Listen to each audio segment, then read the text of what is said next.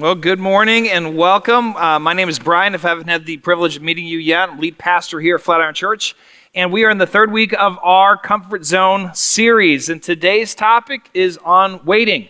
How many of you guys just love to wait? You just really enjoy it when you're in traffic and it pauses and it comes to a halt. Yesterday I was coming back from a marathon that I had run up, or a half marathon I had run up in Zion National Park, and on our way down they closed the 17. And all of a sudden you had however many cars that is trying to figure out how to get into the city. It was a nightmare. It was a mess. And to be honest with you, it was sparking in my mind the entire time. I'm teaching on waiting tomorrow. Is it any shock that I have to wait in 3 hours of traffic tonight? Just that's what tends to happen. These things happen. So when it comes to seasons of waiting, some of us, we find ourselves a little more apt. You've seen God work in it. You know how he tends to move through those seasons. Others of you, you're coming in today and you're like, I am needing change yesterday. The job, not working. The marriage, not working. The singleness, not working. The kids, not working. The lack of children, not working. You're coming in today, and God has you in a season, and quite honestly, you're just frustrated about it. Today's sermon, I think, is going to help unlock a few things. I don't think it offers easy solutions, but I think as we look at Abram's life, we're going to recognize how God moves to those seasons of waiting, and it's actually part of his plan. It's part of what helps develop you and me are those times. And we would not trust him. We would not move faithfully with him without those profound seasons of waiting. So if that's you this morning, if you're coming in and you're struggling with maybe where God has you right now, or you're struggling with where you wish you would be, you're wanting to change interpersonally, you're wishing you were further down the road in your own personal walk or growth, I want to encourage you that sometimes in those seasons of waiting, that's when God's doing his most profound work. Let me go ahead and have you rise. We're going to read from Genesis 16. Quite a lengthy passage this morning. It's good to get some stretches. I had to stretch quite a bit. If you see me go downstairs, don't laugh.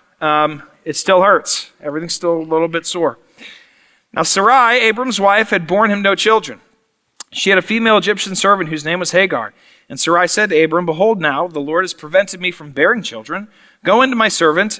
It may be that I shall obtain children by her." And Abram listened to the voice of Sarai. So after Abram had lived 10 years in the land of Canaan, Sarai, Abram's wife, took Hagar the Egyptian, her servant, and gave her to Abram, her husband, as a wife. And he went into Hagar, and she conceived. And when she saw that she conceived, she looked with contempt on her mistress. And Sarai said to Abram, "May the wrong done to me be on you. I gave my servant to you, your embrace, and when she saw that she had conceived, she looked on me with contempt. May the Lord judge between me and you." But Abraham said to Sarai, "Behold, your servant is in your power. Do to her as you please." Then Sarai dealt harshly with her, and she fled from her. And the angel of the Lord found her by the spring of water in the wilderness, the spring on the way to shore. And he said, "Hagar, servant of Sarai, where have you come from, and where are you going?" And she said, "Well, I'm fleeing from my mistress Sarai." And the angel of the Lord said to her, "Return to your mistress and submit to her." And the angel of the Lord also said to her, "I will surely multiply your offspring, so that it cannot be numbered for multitude." And the angel of the Lord said to her, "Behold, you are pregnant, and you shall bear a son. And you shall call his name Ishmael, because the Lord has listened to your affliction. He shall be a wild donkey of a man, his hand against everyone, and everyone's hand against him. And he shall dwell over against all his kinsmen." So she called the name of the Lord who spoke to her, "You are a God of seeing." And she said, "Truly here I have seen him who looks after me." Therefore the well was called Beer Lahai Roi, and it lies between Kadesh and Bered. And Hagar bore Abram a son, and Abram called the name of his son, whom Hagar bore, Ishmael. Abram was 86 years old when Hagar bore Ishmael to Abram. You may be seated. Well, interesting story. I've done a lot of counseling, and I've never had somebody come in and say, I gave somebody to my mistress. That one's not come up yet, and hopefully it doesn't anytime soon. It's easy to look at this story and just think, who in their right mind would make these decisions? Who thinks this is a good idea? But here's what I want you to do. I want you to take the principle of what's happening here. Sarai and Abram were promised to go into this land far from family. Now, already this is a bit of a difficult proposition. Here's why. Who takes care of you when you get old? Well, it's your children. Well, if you don't have children, who takes care of you? Well, it's your family. For Abram and Sarai to leave their family and still be without children, they're effectively defenseless as they get into their older ages. They're going into high risk, low security. It's been 10 years. So she is now well and advanced in age. He's even older. He's 86. And there's still no children. She's fearful. She's overwhelmed. She's wondering, how in the world is this going to happen? And what she does is something I think each of us have done, which is we begin to not trust the plan of God.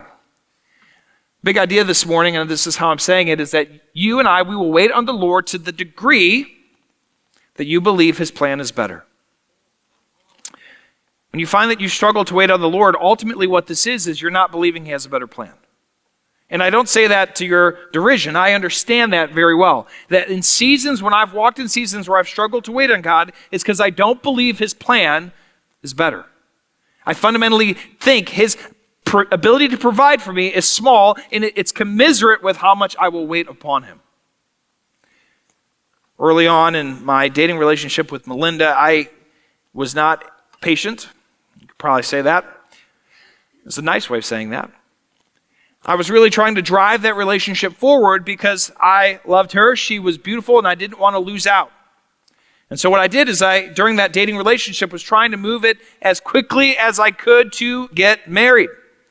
Because I knew and she knew, and I figured that's all we needed to know. Boy, was I in for a surprise. See, Melinda, as I drove so fast and so hard, her heart, though it loved me, struggled to respect me, in part because it struggled to trust me. Brian, will you be patient? Patience is just as important as courage. And as I lacked patience, it began to fray the relationship. And so what ended up happening is we got into a really difficult spot as we're going through our premarital, where it comes out, hey, she loves you, doesn't respect you. Brian, I think you should call this off for a season. And I've talked about this briefly, but effectively what it did is it put us into a no man's land for several months of our relationship where everything I wanted was to marry this girl, and now it was all in question, all of it. We're putting a pause on it. All the things that I've worked for, all the things I was hopeful for, all the things I was driving for are now in question. Security, questioned. Promises, questioned. Will this be the person I land with? Will this be the person I end up with? And in that moment, it was extraordinarily hard for me to wait on God because I didn't trust that he would provide something better. I didn't believe that he could create a better story. I didn't believe that he would write a better narrative. I didn't believe that it could be the way I wanted it to be unless I took it in my own hands. I don't know what your story is this morning, but I know that in a group this size, some of you are coming in, and what's happening in your heart is you find yourself in a season of waiting. Maybe you're in a marriage and you're waiting for that person to confess their sins, apologize for something they said. Maybe you're coming in and you're not married and you're tempted to just go off and find the next warm body next to you and pursue a relationship. Because at least that beats being lonely. Some of you, you're having problems with fertility. You're seeing a church that's filled with children and noises, and yet your heart is in anguish because you can't. Or it's taking a lot longer to get there. Some of you, you're in seasons of waiting in your job. You're thinking, God can't possibly have me in a job that is this hard. He can't possibly have me in a job where my boss is this much of a jerk. He can't possibly have me in a job where this is what I have to deal with day in, day out. Or sometimes you're waiting in a comfy job, but it doesn't pay enough. And he's called you to move and take something that's going to allow you to provide. I don't know what it is for you this morning, but here's what I know. You live life long enough, and you don't even have to live it very long. You're going to have to wait. God's going to have a season where he's called you to wait upon him. God's going to have a season where he's called you to be patient on him. God's going to have you in a season where, guess what? You're going to struggle to wait unless you believe he has a better plan. We're going to take a look now at Sarai and Abram, and we're going to see how this unfolds. And I think there's things that you and I can take from this text this morning that's going to help us as we look to make the best use of our seasons of waiting. Sarai had borne no children, and she had a female Egyptian servant whose name was Hagar. Fundamental problem: we don't have what we want when we want it. That's the fundamental problem each of us will have. At some point in your life, you're going to come across a situation where what you want, you don't have. What you need is lacking. Where you think you should be hasn't arrived yet. Where you want to go seems far too distant. Each of us will have that come to our life, and this is what makes this story so relatable. Even though the characters and the situations are unique, the principle behind it is something all of us can immediately understand. And really what this becomes is we don't think waiting is the correct way. When we get into seasons like this, waiting feels wrong. I put it this way: waiting couldn't possibly be the right way. Your heart begins to yearn for something. It begins to go after. And in a culture like ours, which says, follow your heart, follow your heart, follow your heart, the last thing you're going to do is wait. Because I need to follow my heart. I need to go after things. I need to be fully myself means I give everything I am to my passions and desires. I give everything I am to my pursuits. And here's where this gets a little tricky. There is this interplay between drive and waiting. The Lord does work with you saying, hey, go, right? Go to a land that I told you. Go to a land that I'll show you. Go to a land where there's nothing that you know yet, but I'm going to build something. So there is a sense of going, but then there's also the sense of, and then wait on me. But we tend to find that waiting couldn't possibly be the right way. It's a key indication that you're starting to veer towards your understanding of God's plan being too small.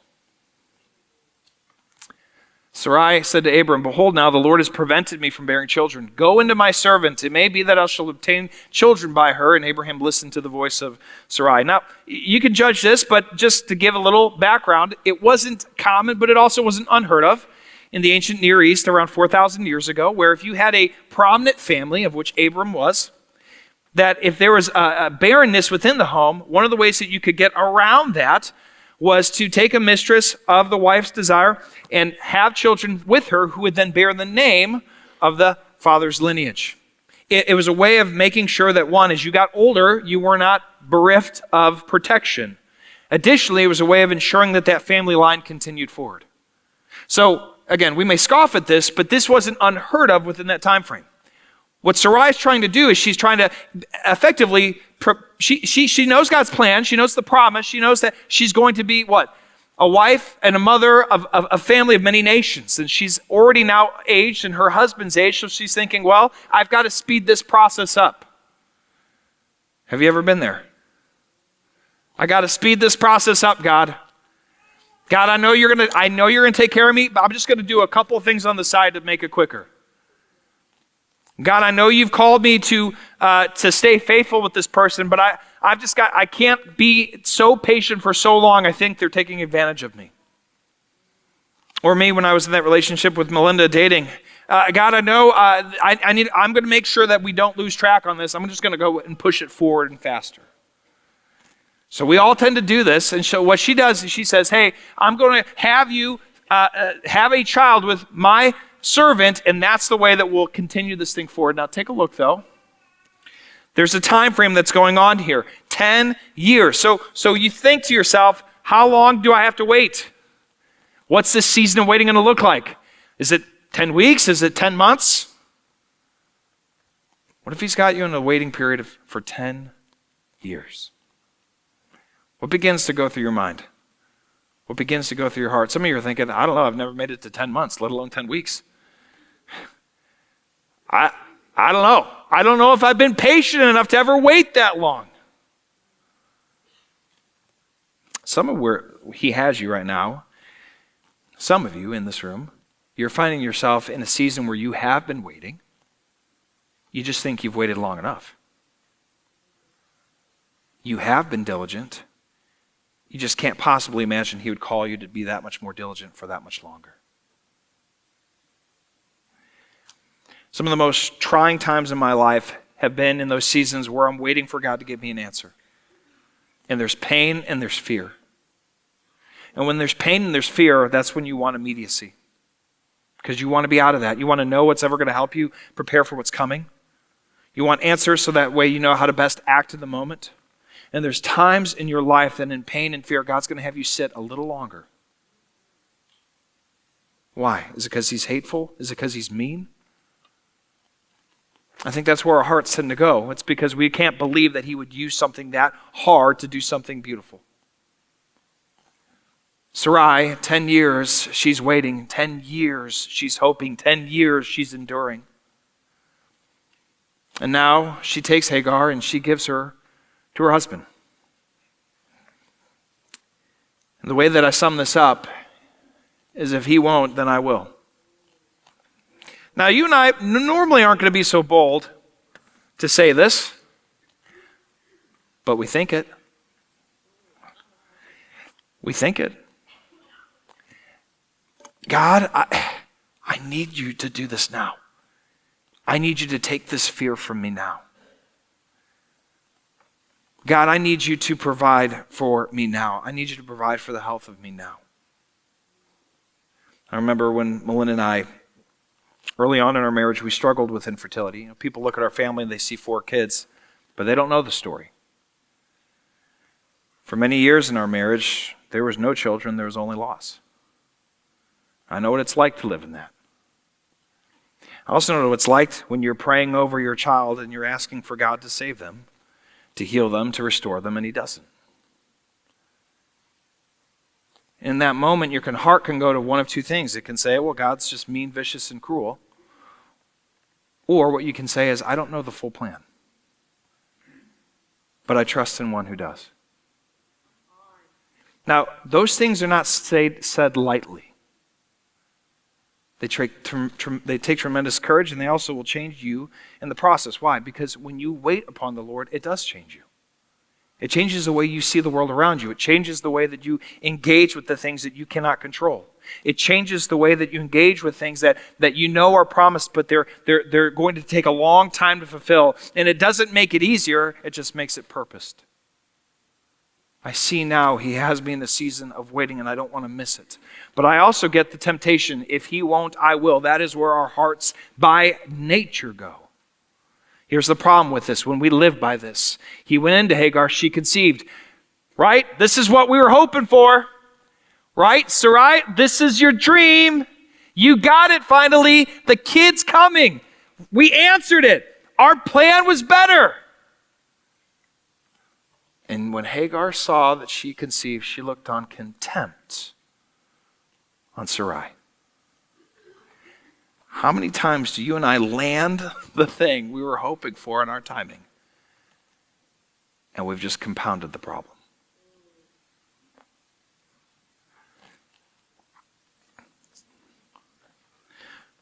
When I was in that relationship with Melinda, dating, and we were not yet married, and I was pushing so hard.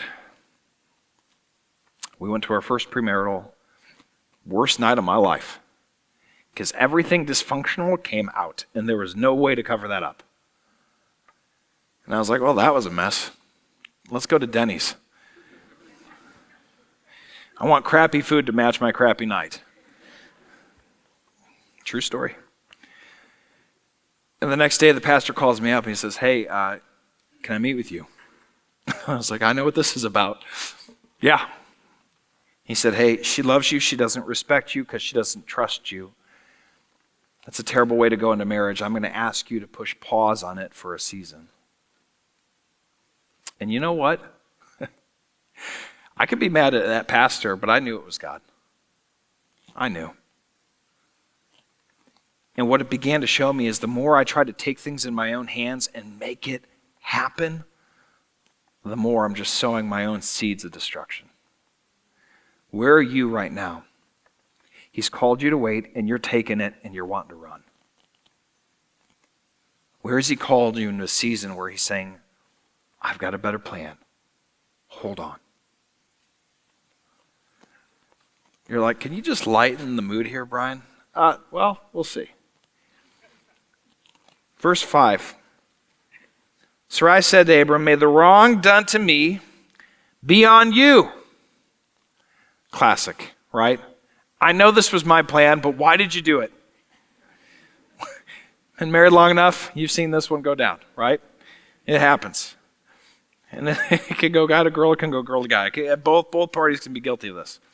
I gave my servant to your embrace, and when she saw that she had conceived, she looked on me with contempt. May the Lord judge between you and me. Sarai now is saying, this was a bad plan. Why didn't you stop me? This was an awful idea. Why didn't you stop me? And we can get that way with God. All of a sudden he's saying, hey, I want you to wait. And we're like, yeah, no, I got a better idea. Then we do it, and then we're like, hey, God, why does this stink so much? Can you come in and fix this? We do this all the time. We do this all the time. And then Abram, he just says to her, well, she's your servant. Do to her as you please. Like, Abram, I love Abram. And here's why I love him. Like, I'm like you. Sometimes you just give terrible advice. She just do whatever you want. Behold, then Sarai dealt harshly with her, and she fled from her.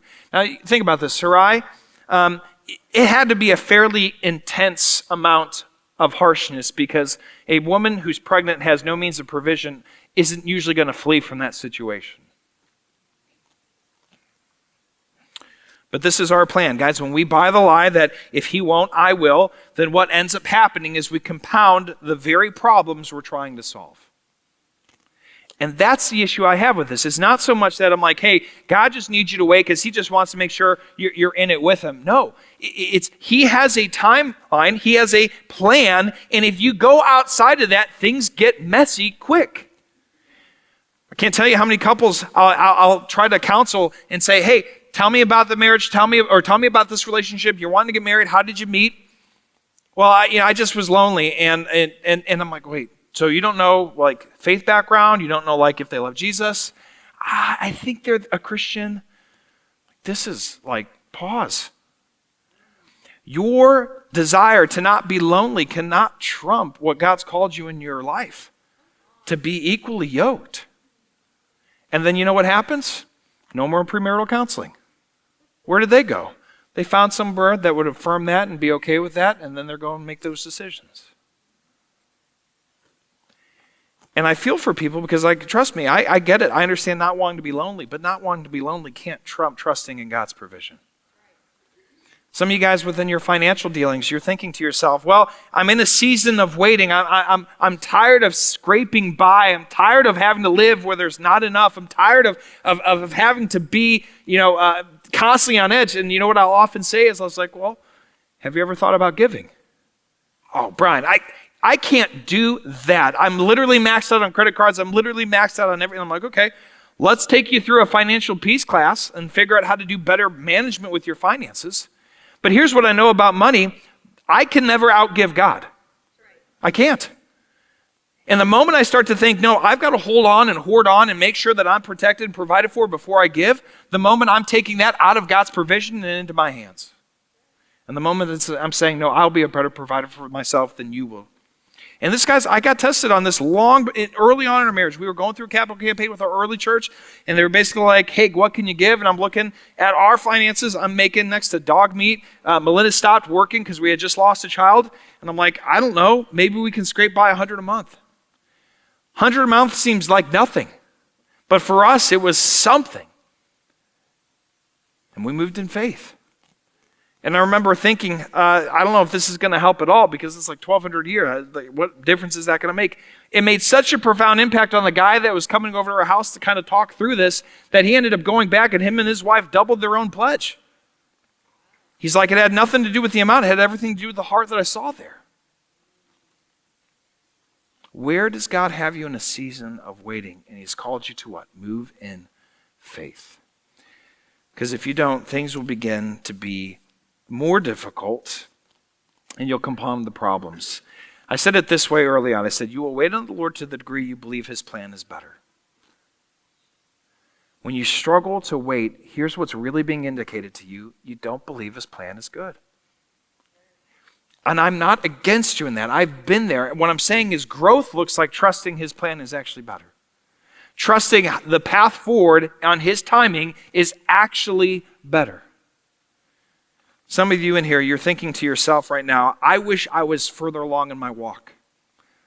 I wish I wasn't struggling with the same sins I was struggling with. I wish I didn't deal with the same temptations I'm dealing with. I wish I wasn't hooked into the same desires that I have right now. And you're getting frustrated with God and you're getting frustrated with yourself and you're thinking, I should be further on.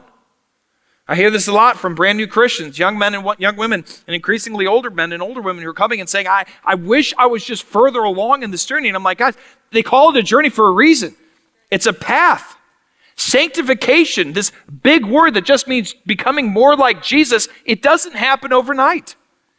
It's faithfulness over time. It's his provision in the midst of our weakness. And I think sometimes what the enemy does is he discourages you because he'll say, no, you should be so much further. In that moment, here's what you need to do with the enemy. Say, I'm covered by the blood of Jesus. And in his blood, that's how I'm going to grow. That's how you walk by faith. And I find that oftentimes the enemy is laying right there in your seasons of waiting saying, no, you should be somewhere else. So how do we respond? Well, first, I want to take a look at how the scripture informs us. We find it, oddly enough, with Hagar. Read with me, verse 7. The angel of the Lord found her by a spring of water. In the wilderness, the spring was on the way to shore, and he said, Hagar, servant of Sarai, where have you come from? And where are you going? And she said, I'm fleeing from my mistress, Sarai. And the angel of the Lord said to her, return. Return to your mistress and submit to her. Well, I don't know why I decided to write that with a W.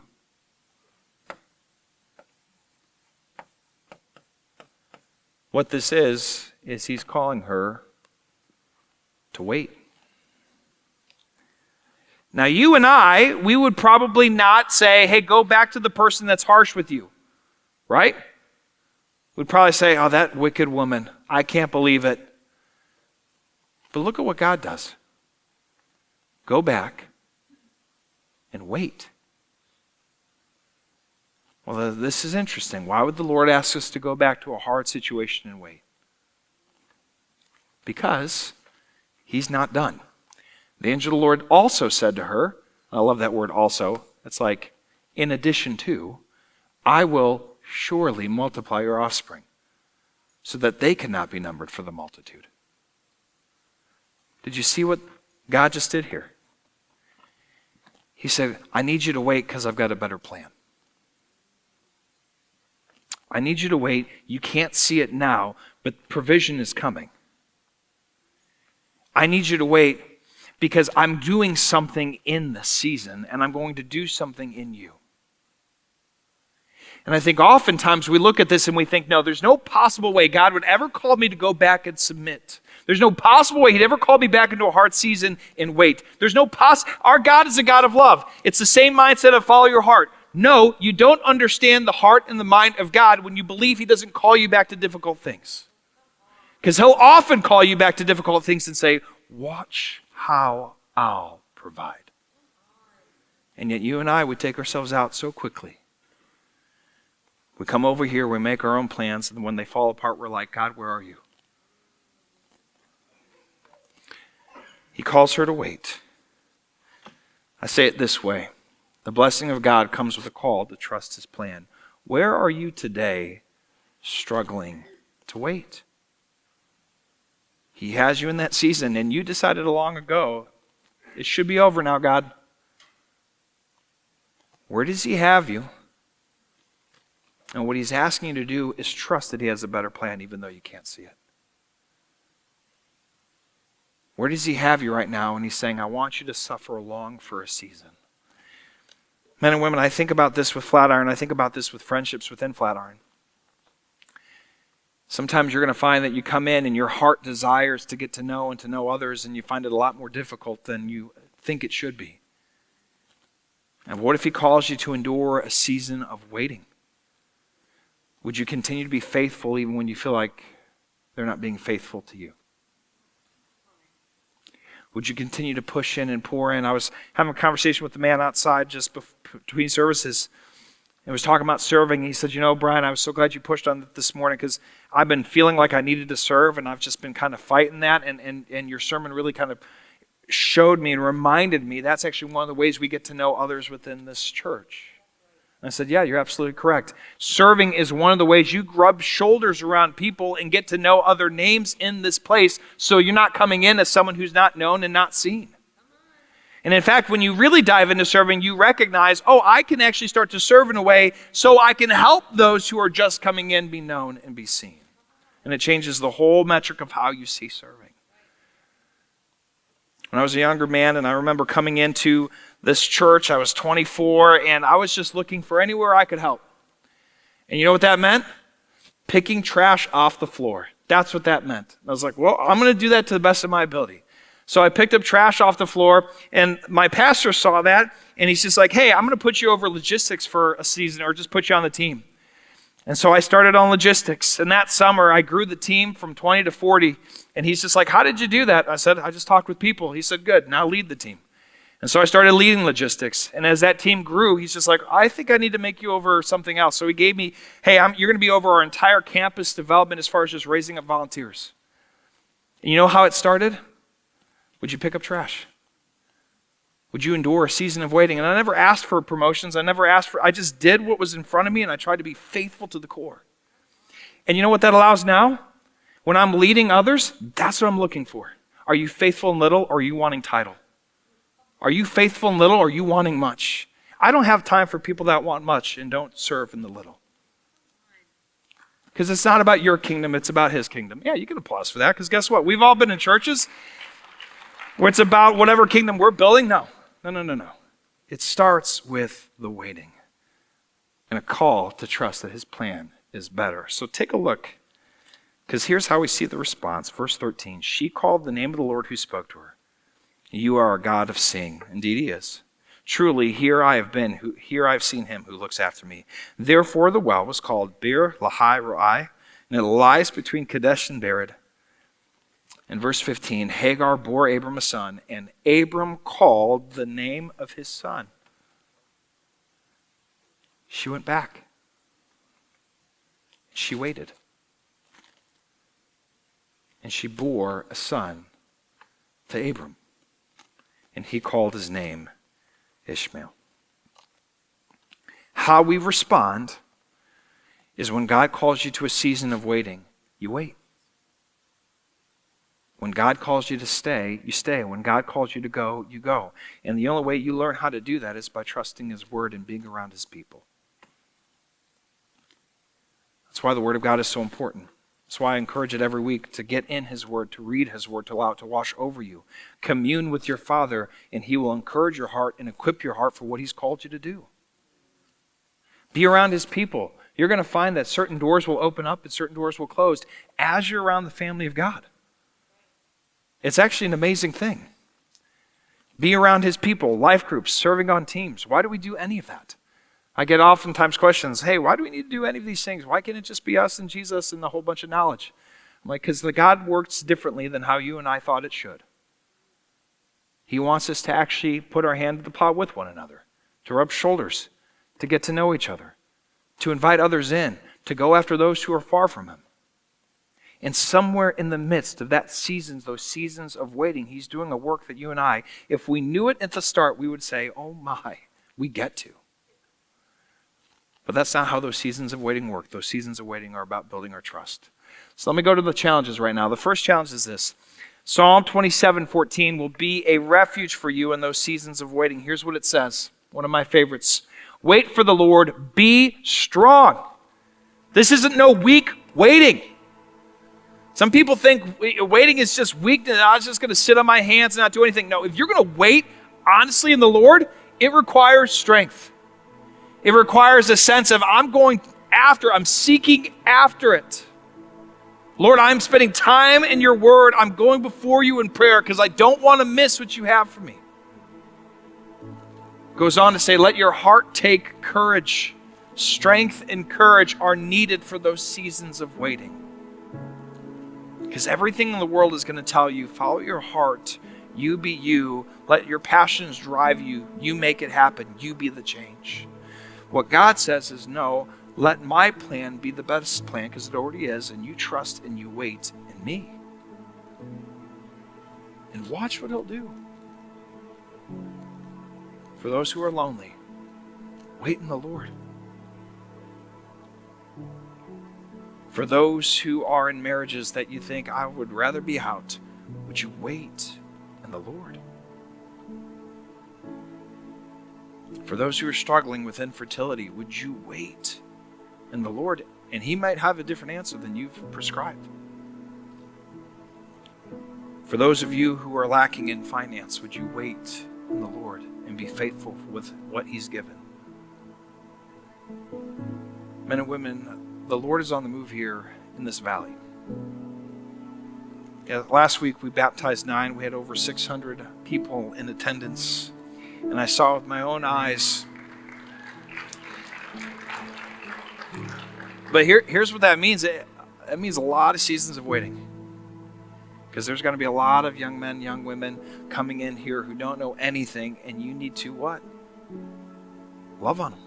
Shepherd them. Encourage them. And they're going to teach you too. Patience. Growing to be vulnerable.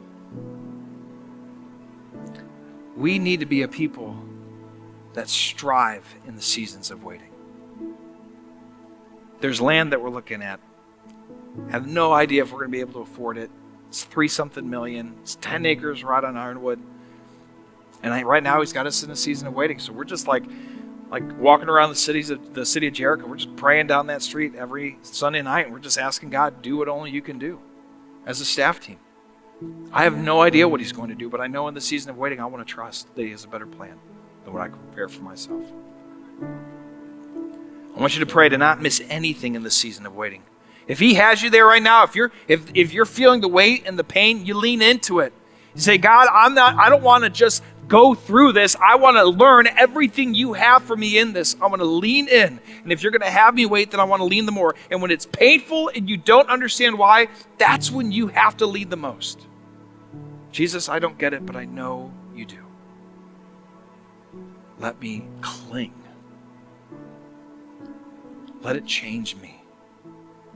Let me be near and draw near to you. And show me anything in my life that you want me to confess. Show me anything in my life that you want me to be rid of. Show me anything in my life that's hindering me from following you.